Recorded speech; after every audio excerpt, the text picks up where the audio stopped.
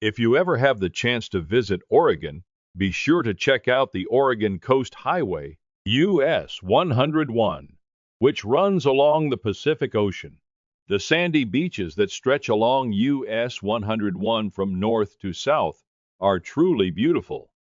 While California and Washington also have the Pacific Ocean, each state offers a different experience of the Pacific. For me, Oregon's Pacific coastline is the most appealing.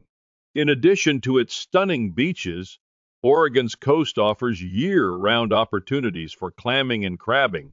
Today, I'll be digging for bay clams in the mudflats, where the sea and rivers meet.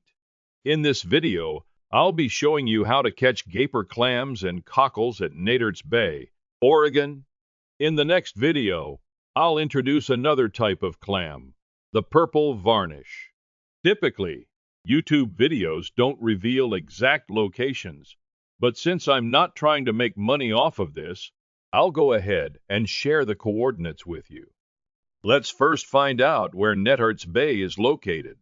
Netarts Bay is near the coastal town of Tillamook, which is well known as the home of Tillamook cheese, a brand you often see in stores. While clamming is possible year-round, you can't go clamming every day. Clamming is only possible during low tide, when you can access areas where clams are abundant. There is usually a minus tide around early morning, which is the best time to go. You can check the tide charts for specific locations and times by visiting the website I've provided. Be sure to check if your trip coincides with a low tide. Now, let's watch the actual clamming video. From the parking lot, it's about a 0.5-mile walk to the exposed mudflats. Walking on the mudflats is more strenuous than walking on flat ground. Since it's early in the morning, the walk feels refreshing. As always, the walk out is refreshing, but the walk back is tiring, especially when carrying heavy clams and feeling fatigued from digging. You see a lot of people, right? This is where many people catch gaper clams. Over there, people digging in the shallow water are looking for butter clams. I prefer gaper clams, so I focus solely on them. The daily limit is 12 gaper clams. When you look at the ground, you'll see a lot of holes.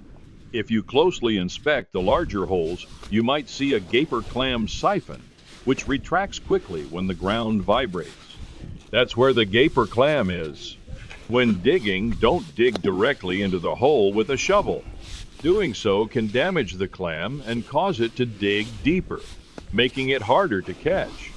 Instead, dig around the hole, being careful not to hit anything with the shovel. Once you've dug enough, switch to using your hands. Gently break through the center part you left intact. As the clam siphon retracts, you'll see it expelling water. Once you know where it's heading, dig in that direction with your hands. Gaper clams are usually located about 2 handspans deep, so feel around with your hands until you find one. Now comes the battle.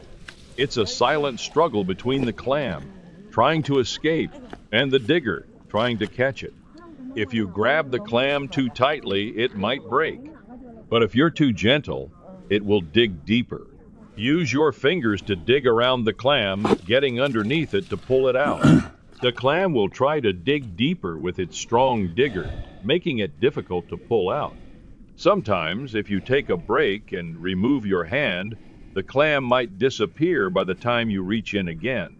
Even when you have a good grip on the clam, it's hard to pull it out because the mud, combined with seawater, creates suction from all sides. While it's easy to remove your hand alone, pulling out the clam with it is a challenge. You need to coax both the mud and the clam little by little. Though you can't see it, the hand is working hard to get the clam out of the mud. Gently rub the clam with your fingers while pulling, making it easier to move the mud and release the clam.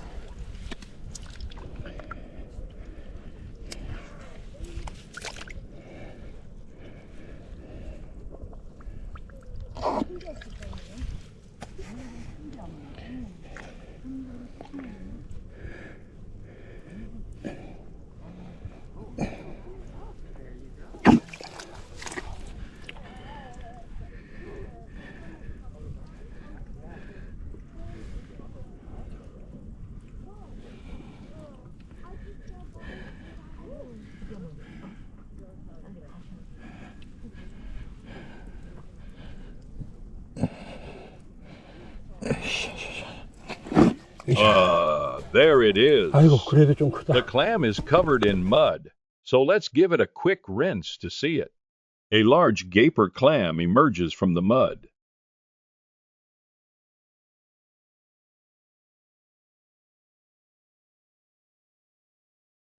After catching 12 clams, you'll be sweating. Butter clams, another type of bay clam, are easier to catch with a shovel. While I'm not particularly fond of them for sashimi, some people love them fried. Next, let's talk about cockles, another type of bay clam. These are easy to catch, to the point where picking might be a more appropriate term. If you want to gather them more efficiently, you can use a garden rake. As you walk through areas with lots of cockles, you might even find them exposed on the surface. At Netarts Bay today, I found gaper clams, butter clams, and cockles, 3 types of bay clams. The daily limit for bay clams is 20 per person, with no more than 12 gaper clams allowed. Now let's take a drone tour to see where each type of clam is located. The scenery alone is spectacular. You walk across the mudflats in the distance. On the right side of the screen, you can see where people are crabbing, which I'll introduce in another video.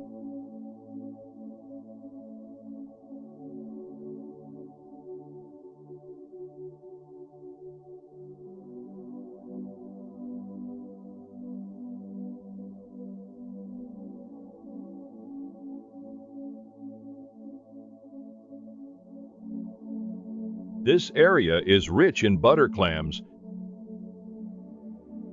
and here is where you can find many gaper clams. There are several spots for cockles, but I found them easily here.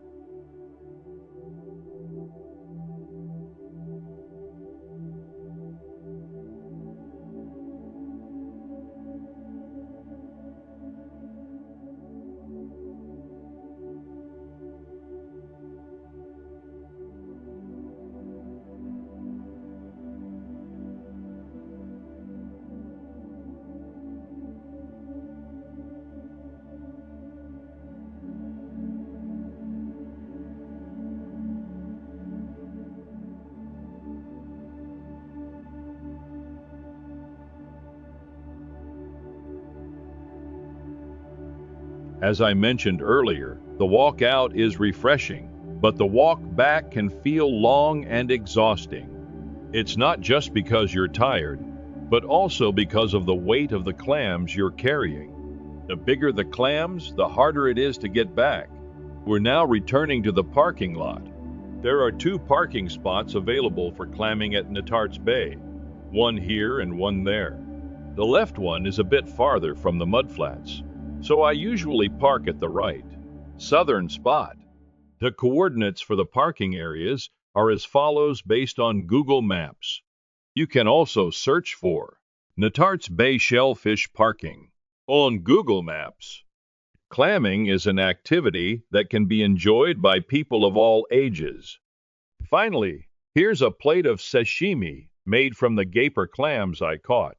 The siphon, which I keep calling the nose, is a high-end delicacy that can sell for nearly $200 per pound in Chinese markets. Next time, I'll show you how to catch small purple varnish clams, which are easy to find. There are many places to go clamming, and I'll continue to provide information on different locations. See you in the next episode.